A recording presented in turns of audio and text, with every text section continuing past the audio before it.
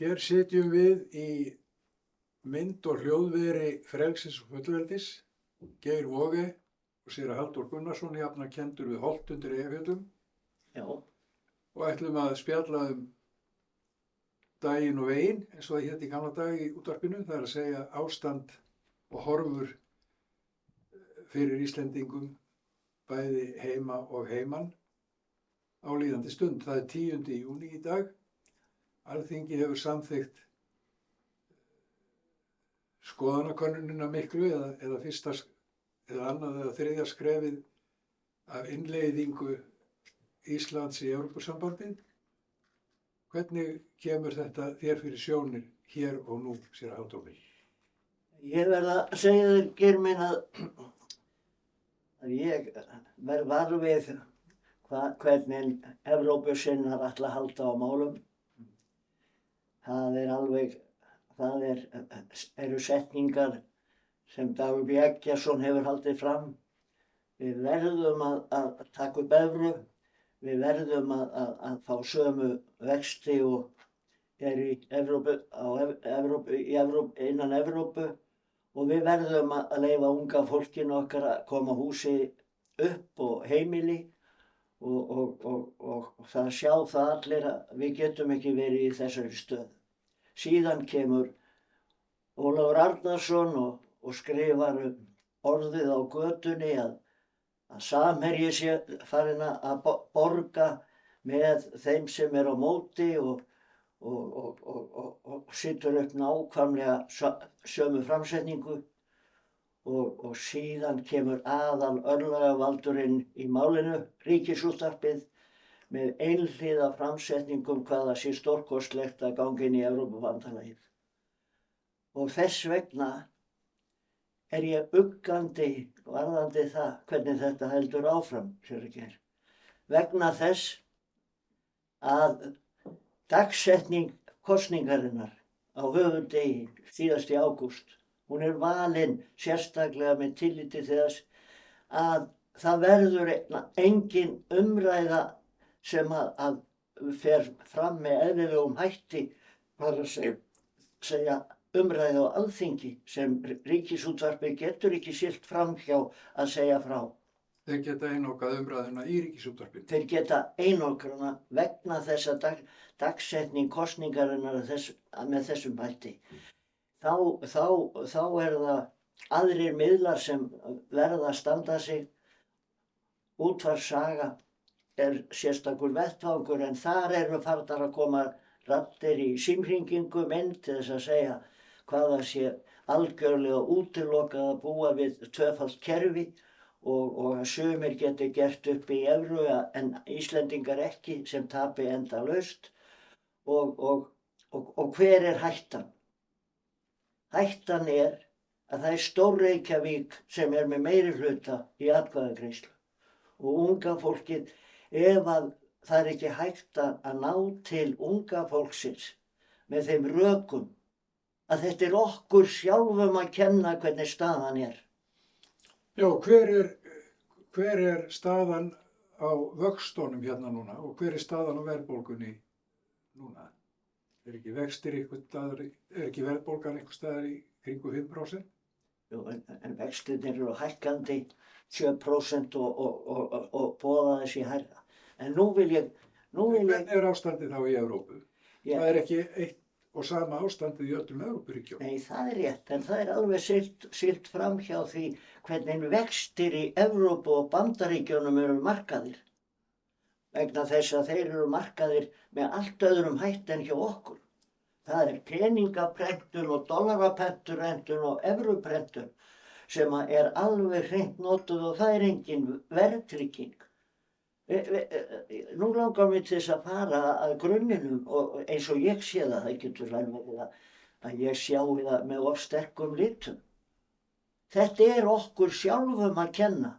Þetta er okkar löggjafarþingi að kenna hvernig staðan er í dag. Og þú spyr hvers vegna? Gleymum því ekki að verðtrygging var sett á. Skrifuð á eldhúsborðinu heima hjá Ólafi Jóhannsssyni. Þegar hann situr fyrst á verðtryggingu með tilliti til launa og og Já, fyrst var verðtryggingin bæði á laun, já, hún fylgdi verðbólgu, hún fylgdi, já. en það var, verðtrygging launana var svo afnumin með Ólafslögum. Nei, það voru bæði, já, það voru kalluð Ólafslög. En báðar aðgerðirnar voru svona, en Ólafslögin voru skrifuð við borðið heima hjá Ólafi. Þannig að það var Alþingi sem gerði þetta. Og hver ástæðan fyrir því að menn telja og seðlabankastjóri að það sé ekki hægt að stjórna peningamálum á Íslandi öðruvísi en með þessum hætti og hvað verðtryggingin, hvernig hún heldur utan húsnæðiskostnaðinn og hann inn í verðtryggingunni og ef ég segði við þig að það ætti að taka það út þá myndir þú segja við mig eins og hefur sagt við mig í síma það ekki hægt að breyta forsendunum. Það ekki hægt að breyta kvarðanum, nei. Nei, en ekki hægt að breyta því. Má ég biðja þig og Geir að horfast í augu við hvað þarna á bakvið? Íslendingar sett á verðtryggingu sem ein í heiminum. Og hver forsendan fyrir því að Seðlabankinn og lífeyrissjóðirnir og þeir sem stjórna lífeyrissjóðunum og peningamálunum allir bankastjórar og allt það apparat sem snýst peningamálin hér á Íslandi, það stendur alltaf baki því að það verði að stjórna peningamálum á Íslandi með þessum hætti. Það sé ekki hægt að fara neinn annan veg. Þannig að þeir sem eru ríkir verði ríkari. Og nú vil ég fara aðeins yfir forsendunum að þessu. Mér langar aðeins að stoppa því hérna. Það liggur auðvitað alveg á borðinu að verðtryggingin fyrst og fremst til þess að varðveita fjármagn þeirra sem eiga fjármagn. Hvort sem það eru einstaklingar eða samsteypur og einna þyngst á metunum í þessu samhengi sú staðreynd að lífeyrissjóðirnir í landinu varðveita mest af peningum. Þeim skylt að ávaxta peningana í þágu þeirra sem á að greiða lífeyri og þeir sitja ekki bara báðum megin við borðið heldur allt í kringum borðið vegna þess að lífeyrissjóðirnir eru stærstu eigendurnir í flestum fyrirtækjum landsins. Þeir eiga mest undir því að krónan haldi, það er að segja, með þessari aðferð að verðtryggja hana. Þannig að hagsmunirnir ekki bara hjá einstaklingum. Hagsmunirnir eru fyrst og fremst tengdir krónunni að halda henni við fullt verðgildi. Þess vegna verðtrygging. Þetta ekki rétt? Já, nei, ég ekki alveg sammála. Ég sammála því sem þú sagðir í upphafi. Þeir sem halda utan peningamálin sem eru bankarnir og lífeyrissjóðirnir og að þeir lifa á því að geta ávaxtað því að lágmarki 3,5% verðtryggðum vöxtum. Þannig að umfram verðbólgu. Umfram verðbólgu.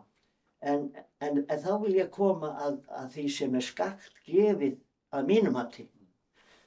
Það alveg svo þú segir, þú hugsaðir að ríkið samþykkir á sínu tíma þessi myndaðir 100 lífeyrissjóðir í landinu með sömu uppbyggingu, 4 frá atvinnurekendum og 4 frá verkalýðsforystunni.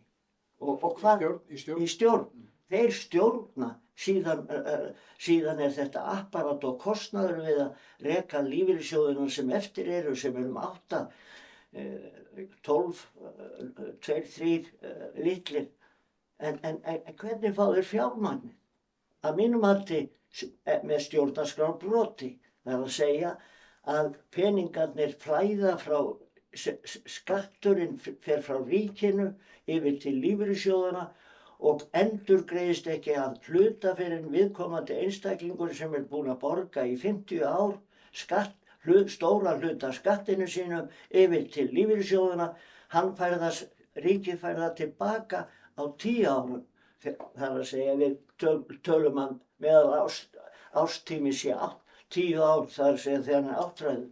Ef viðkomandi deyr þá tapast peninga ríkisins og Já, byttu, miklu meira.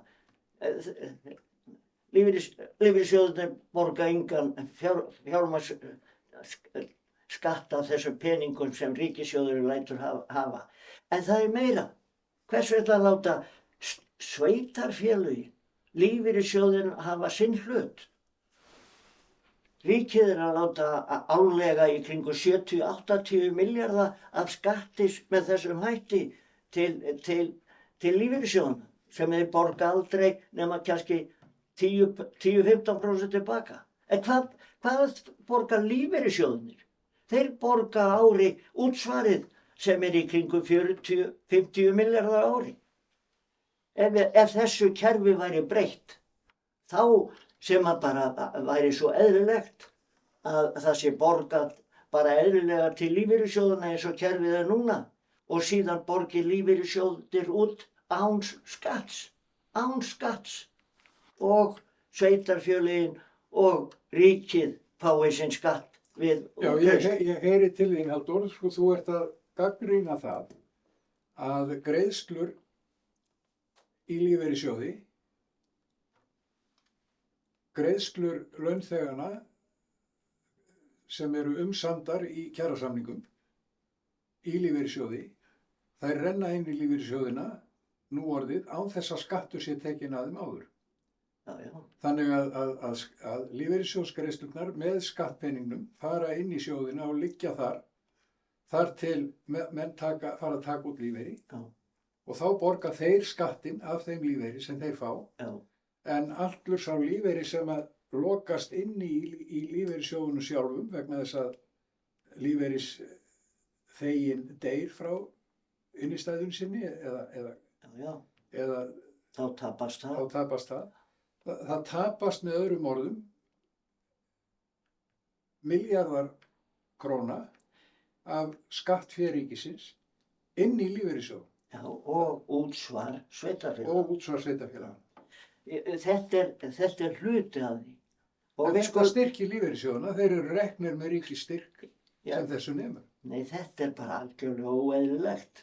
9.000 milljarða inn í lífeyrissjóðunum, hvað þurfum við að styrkja og meira til þess að vera með áttfalt stjórnunarkerfi.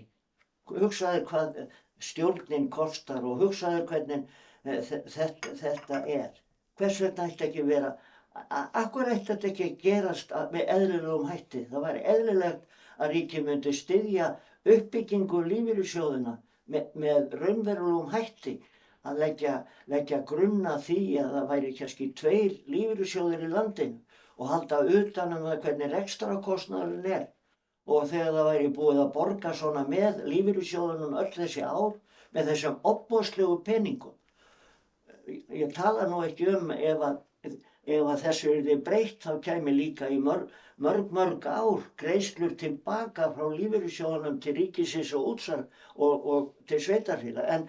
En þetta er hluti af vandamálinu gagnvart því hvernig verðbólga getur ekki orðið á Íslandi minna en í kringum 7% þegar haldið er utan svona. En hvar eru fjármunir líka einnig annars staðar sem ákveðnir aðilar halda utanum? Þeir sem halda utanum þessa peningahyggju þar sem lífeyrissjóðirnir eiga öll stærstu félögin og eru búin að fjármagna að hluta sinn erlendis sem er í stórkostlegri áhættu í dag vegna þess hvernig heimurinn er að fara. Hvað gerir lífeyrissjóðurinn ef það verða stórkostlegt tap þar? Verður ekki horfast í augu við? Hvernig verður að stjórna þessum miklu fjármunum sem eru 9.000 milljarðar? Og ríkið er búið að leggja svona stóran hlut og fær engar fjármagnstekjur af þessum peningum og það deyr og fær ekki nema tilbaka sveitarfélög og ríkissjóður nema hámarki 10-15% af því sem þau hafa lagt inn. Þetta eitt og sér gerir það verkum að við getum aldrei farið út úr því að vera með vexti hér líklega í kringum 7%. En það er einn liður til viðbótar, sér að gera, sem enginn vill tala um. Hvers vegna leyfir Alþingi að það sé meðhöndlaðar eignir eins og gert skattalega á Íslandi í dag. Hvernig stendur á því að það hlaðið undir það að leið og húseignir eru keyptar af einstaklingum, svo margar húseignir eða aðrar eignir. Og hvernig þær meðhöndlaðar í skatti? Þær eru meðhöndlaðar þannig að leið og húseignir hækka í verði, þú átt húseign sem þú hefur keypt, skulum við segja, á 50 milljónir, svo skeður það að húseignir hliðin á þér selt kannski á 80 milljónir, þá hækkar matið á þinni eign 20 milljónir. Og skatturinn af henni. Og skatturinn leið. En hvað? Hvaða hag berð þú að því ef þú ætlar að spila á það? Þú getur fært í þínu skattaframtali eignin þín, dauð eign sem þú átt ekkert í. Það er að segja, þessi hækkun á húsinu þínu sem hækkar 20%, hún allt í einu komin inn í skattinn þinn sem eign, og við þessa eign þá getur þú fengið lán og þú getur leikið þér að því að taka þátt í næstu sölu banka og grætt svo mikið, og þú getur fjármagnað fleiri húseignir. Á meðan þessi ójöfnuður ríkir á Íslandi til viðbótar við lífeyrissjóðs yfirfærsluna, þá verður aldrei hægt að laga þetta. Og þó að við göngum í Evrópubandalagi, þá verður þetta ekki lagað. Þetta verður náttúrulega ekki lagað þó við göngum í Evrópusambandið, vegna þess að þetta bara, það sem þú ert að lýsa hér bara vestrænn kapítalismi eins og hann hagar sér þessar mundir. Þetta bara þannig. Ég held að það sé hvergi. Þessi fróðu fjármunir sem þú varst að taka dæmi af, þú leggur út 50 milljónir fyrir húseign sem allt í einu orðin 80 milljón króna virði vegna þess að nágranninn selur húsið sitt svona dýrt, að þá hefurðu 30 milljónir þarna ókeypis í vasa. Já, að höndla með. Að höndla með, já. Og getur fengið út á þetta lán og svo framvegis, já. Og spilað með þessar peninga. Já. Það þetta ekki bara vestrænn kapítalismi eins og hann hér og í Evrópusambandinu og Bandaríkjunum og alls staðar á Vesturlöndum. Ég held að það sé verra vegna þess að þetta eins og á Vesturlöndum, en til viðbótar það lífeyrissjóðs staðan. Að þetta tvennt gerir það verkum að hvernig sem ef það kom ekki fram stjórnmálamenn sem taka á þessu af öryggi eins og Ólafur Jóhannesson sem setti verðtrygginguna á, að taka hana af og að breyta forsendunum. Breyta forsendunum með því að taka á lífeyrissjóðunum og breyta þessu og sameina lífeyrissjóðuna að hámarki í 2 og breyta síðan skattameðferð á eignum. Að þegar þú hefur keypt íbúð, þá hún á föstu verði þangað til þú selur. Og þegar þú selur hana, þá greiður fjármagnstekjur skatt af mismununum frá því þú keyptir og seldir. Já, það væri náttúrulega mjög sanngjörn skattheimta, ef einhver skattheimta getur talið sanngjörn. Já, hún ekki sanngjörn eins og hún í dag. Ég talaði nú ekki það, að auk þess það sett þannig, ef þú átt húseignina í 2 ár eða 3 ár, þá þarftu ekki að borga skatt af hagnaðinum. Já. Heyrðu, þú hefur nú stundum talað fyrir því að taka húsnæðisþáttinn út úr verðtryggingunni. Já, út úr verðtryggingunni. Ef að það yrði gert, hvað þá verðbólgan mínus húsnæðisliðurinn á Íslandi í dag? Já, hann í dag ekki nema 2%, en var miklu meiri. Já, en í dag, ég að tala í dag, við tala núna 10. júní. Já, það í kringum 2%. Það í kringum 2%. Þannig að raunveruleg verðbólga mínus húsnæðisþátturinn 2%. Nei, mismunurinn. Já, raunveruleg verðbólga, já. Já, en í flestum Evrópulöndunum, við erum að tala þetta í samhengi við inngöngu okkar í Evrópusambandinu, verðbólgan miklu hærri. Já. Þannig en þeir eru með allt annað fyrirkomulag á húsnæðiskaupum og svo framvegis. Já, Mismunandi eftir löndum. en það sem þú ert að segja núna kallar á aðrar viðræður á milli okkar, séra Geir, vegna þess að ástæðan fyrir því að verðbólgan hefur farið núna niður að það að koma að mínu mati ofboðsleg kreppa. Húseignir seljast ekki og stóru húseignirnar, það er alveg stopp. Hver heldur að sé ástæðan fyrir því og íbúa og verktakar sem eru í þessum byggingum þeir að gefast upp. En hver er ástæðan fyrir því? Ástæðan hvernig haldið á peningamálum. Ég held að það hljóti að vera að það sé hluti af ástæðunni. Ég held að megin ástæðan til dæmis hér í Reykjavík er sú að það er búið að byggja óhemju mikið af nánast óíbúðarhæfu húsnæði. Húsum sem að standa svo þétt að það vill enginn kaupa íbúðir í þeim. Og engin bílastæði. Og bílastæði neins staðar og hvernig ætlar að komast af í húsnæði á þess að hafa bíliðinn í grennd við húsið. Ég held að þetta vegi ekki síður þungt á metunum heldur en peningastefna. Já, nú erum við komin frá aðalmálinu yfir í hvernig samfylkingin hefur stjórnað Reykjavíkurborg og það er nú... Komum aftur að pólitíkinni. Ég held að þetta sé nú ágætt tímalengd á þætti, þannig að mér líkar betur að við séum með fleiri viðtalsþætti Geir. Jæja, láta þá staðanum í hér og nú. Já, ég er ánægður með það. Þakka þér fyrir. Þakka þér.